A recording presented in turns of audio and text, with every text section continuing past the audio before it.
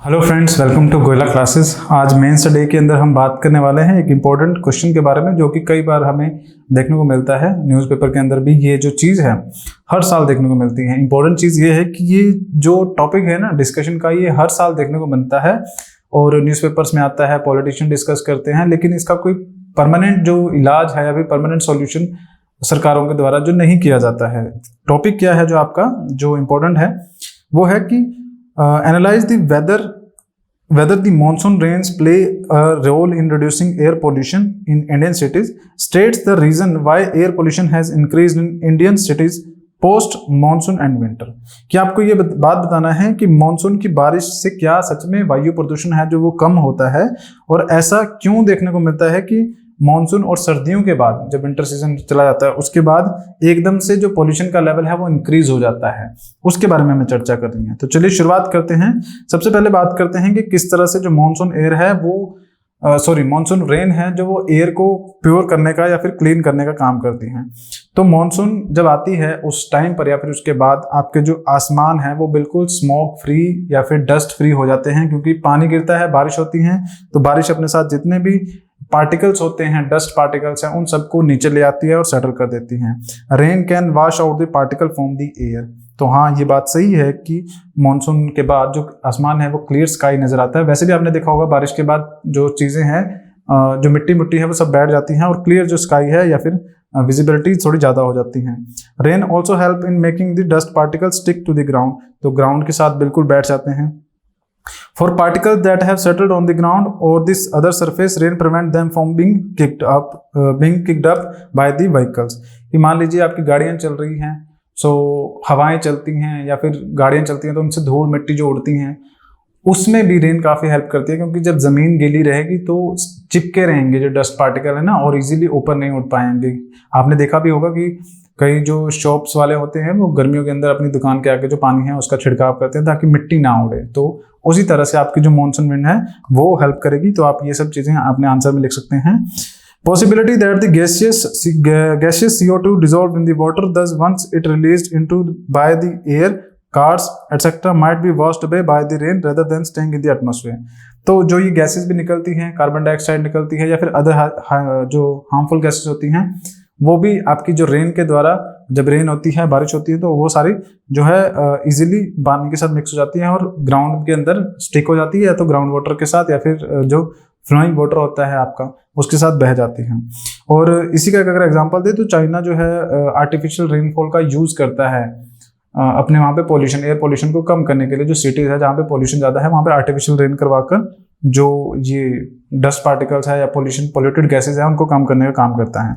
तो ये बात तो कंफर्म है कि हाँ, जो मॉनसून विंड्स आती है या फिर बारिश होती है उसकी वजह से एयर पोल्यूशन कम होता है। अब बात करें एयर पोल्यूशन की, तो बढ़ता क्यों है पोस्ट मानसून या मानसून के बाद या फिर विंटर्स में। तो देखिए, सबसे पहला रीजन है आपका लो सरफेस टेम्परेचर। आपने एक टर्म सुना होगा जिसको बोलते हैं inversion of the temperature. Inversion of the temperature का मतलब क्या है कि जो नॉर्मली क्या होता है, जैसे हम जमीन से ऊपर उठते हैं तो टेम्परेचर कम होता है, नॉर्मल यही है, नॉर्मल लैप्स रेट भी जिसे कहा जाता है। इन्वर्जन ऑफ टेम्परेचर इस कंसेप्ट का उल्टा है, ठीक है। इन्वर्जन ऑफ टेम्परेचर का मतलब है कि नियर बाय द जमीन जो है, near by the surface temperature कम होगा और जैसे ऊपर उठेंगे वैसे टेम्परेचर बढ़ेगा, जो कि नॉर्मल सर्कमस्टांसेस में देखने को नहीं मिलता, इसलिए इसे इन्वर्जन ऑफ द टेम्परेचर कहा जाता है। अब सर्दियों के अंदर यही होता है, क्योंकि सर्दियों के अंदर जो जमीन है वहां तक सनलाइट इजीली पहुंच नहीं पाती है, और जो आपकी जमीन है वो ज्यादा ठंडी रहती है। रात के टाइम पर जो लाइट के आर होते हैं, मतलब सनलाइट के जो आर होते हैं वो भी रिड्यूस हो जाते हैं सर्दियों के अंदर। 6-7 घंटे आपकी सनलाइट पड़ती है, उस वजह से जमीन बहुत ठंडी होती है और उसके ऊपर की जो हवाएं होती हैं वो थोड़ी कंपैरेटिवली गर्म होती हैं। और इतना आप जानते होंगे कि जो हवाएं हैं जब वो गर्म होंगी तभी वो ऊपर उठेंगी, अगर ठंडी है वो तो जमीन पर ही रहेंगी, भारी होंगी, क्योंकि तो उसी वजह से वो जमीन पे हवाएं रहती हैं लो टेम्परेचर की वजह से, और ये जो मिट्टी के पार्टिकल है, डस्ट पार्टिकल्स है, ये ऊपर नहीं जा पाते हैं आसमान में, ये जमीन के नियर बाय ही रह जाते हैं, तो हमें वहां पे ज्यादा पोल्यूशन जो है वो देखने को मिलता है। तो पहला रीजन आपका ये हो जाएगा।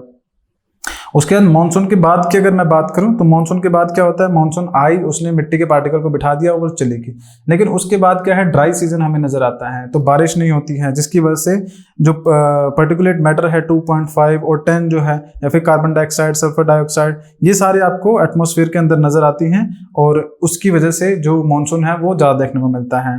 एंथ्रोपोजेनिक एक्टिविटीज की अगर बात करें बायोमासिस की, या फिर आपने देखा होगा किसान जो है अपनी पराली जलाते हैं, तो पराली जलाने के बाद जो ऐश है, राख है, वो सब चीज़ें एटमॉस्फेयर के अंदर रह जाती हैं।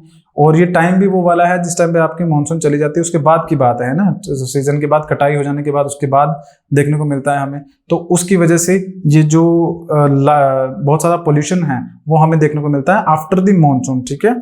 तो ये सब चीज़ें हैं। और बात करें दिवाली एंड जो आपका लोहड़ी फेस्टिवल होता है, तो दिवाली के अंदर बहुत सारे पटाखे जो हैं वो जलाए जाते हैं, तो पॉल्यूशन होता है उसकी वजह से, और सेवेयर एयर पॉल्यूशन होता है। उसके बाद लोहड़ी की बात करें तो उसमें रंगों का त्यौहार है, तो उसमें भी जो रंग है उसके अंदर भी पार्टिकल्स होते हैं। ये सब क्या है, एयर के साथ मिक्स होके। और अगर टाइम पीरियड देखेंगे, दिवाली आपकी अक्टूबर नवंबर में आ रही है, और जो होली आपका ये जो होली और लोहड़ी है, सॉरी, जो लोहड़ी और होली है ये आपका उसके बाद आते हैं। तो जनवरी फरवरी में आपका लोहड़ी का त्यौहार आता है, उसमें भी जो है ये बोन फायर है वो किया जाता है। तो उसकी वजह से ये जो पर्टिकुलेट मैटर या फिर जो गैसेज हैं या फिर ये जो ऐश है, ये सब आपके एटमॉस्फेयर के अंदर मिक्स हो जाती है और पोल्यूशन को इंक्रीज कर देती हैं। और क्लाइमेटिक कंडीशन की अगर बात करें तो विंड के अंदर जब विंटर्स होती हैं उस टाइम पे जो विंड होती है ना, उसकी स्पीड कम होती है।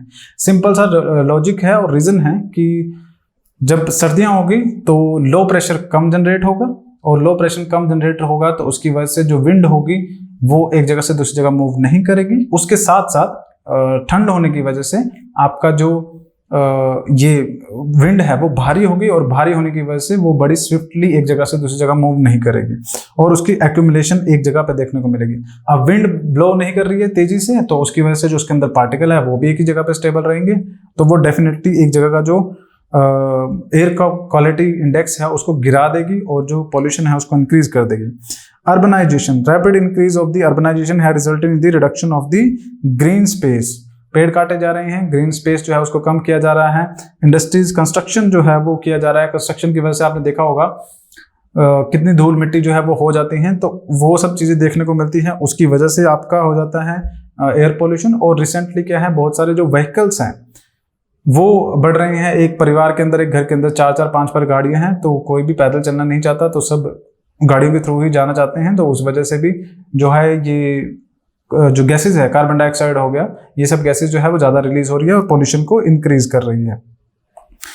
लास्ट और सबसे इंपॉर्टेंट चीज की अगर बात करें, जो सबसे ज्यादा इंपॉर्टेंट है वो है deficiency in policy making. Policy making का मतलब क्या है कि जैसे सरकार भी जानती है कि किस तरह से एयर पोल्यूशन हो रहा है, बट उस इन सब चीजों को रोकने का काम जो है वो बहुत ही स्लोली वे में चल रहा है। एग्जाम्पल के तौर पे जो चाइनीज फायर क्रैकर्स आते हैं, उनकी वजह से जो पोल्यूशन होता है वो ज़्यादा हमें देखने को मिल रहा है, और कोई स्ट्रॉन्ग पॉलिसी सरकार के द्वारा नहीं लेके आई जा रही है, तो जिस वजह से ये जो एयर पोल्यूशन है ये ज़्यादा देखने को मिल रहा है। अभी अगर देखा जाए तो एयर पोल्यूशन हो गया, वाटर पोल्यूशन हो गया, साउंड पोल्यूशन हो गया, ये सब चीज़ें क्या है, बहुत ही इंपॉर्टेंट है किसी भी जगह पर रहने के लिए, लेकिन इन सब चीज़ों पे कोई खास ध्यान नहीं दिया जाता, ना एडमिनिस्ट्रेशन के द्वारा ना सरकार के द्वारा। तो वो पॉलिसी मेकिंग जो है वो लैग कर रही है, जिसकी वजह से ये जो इस तरह की जो एयर क्वालिटी इंडेक्स का गिरना, पॉल्यूशन का इंक्रीज होना, पर्टिकुलर मैटर जो है बढ़ना, उसकी वजह से हेल्थ रिलेटेड इश्यूज होना, ये सब कुछ ज़्यादा बढ़ रहा है। ठीक है, तो ये सब आप अपने आंसर के अंदर लिख सकते हैं।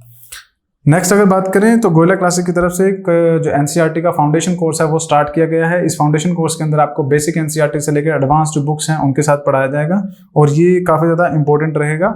और जो कोर्स की फीस है वो आप देख सकते हैं बहुत ही कम है, 2999 रखी गई है, तो ये काफ़ी ज़्यादा आपको हेल्पफुल रहेगा अगर आप यूपीएससी 2024 के लिए प्रिपेयर कर रहे हैं। तो अगर इसकी इन्फॉर्मेशन चाहिए तो आप हमारी साइट पर जा सकते हैं, गोयला क्लासेस के नाम से हमारी साइट है, वहाँ पर विजिट कर सकते हैं। साथ ही हमारा टेलीग्राम चैनल का लिंक आपको डिस्क्रिप्शन में मिल जाएगा, आप वहाँ पर ज्वाइन कर सकते हैं। चैनल पर नए हैं तो चैनल को सब्सक्राइब कीजिएगा, बेल आइकन प्रेस कीजिएगा, ताकि और जो अपडेट्स हैं वो आपको टाइम टू टाइम मिलती रहे। धन्यवाद।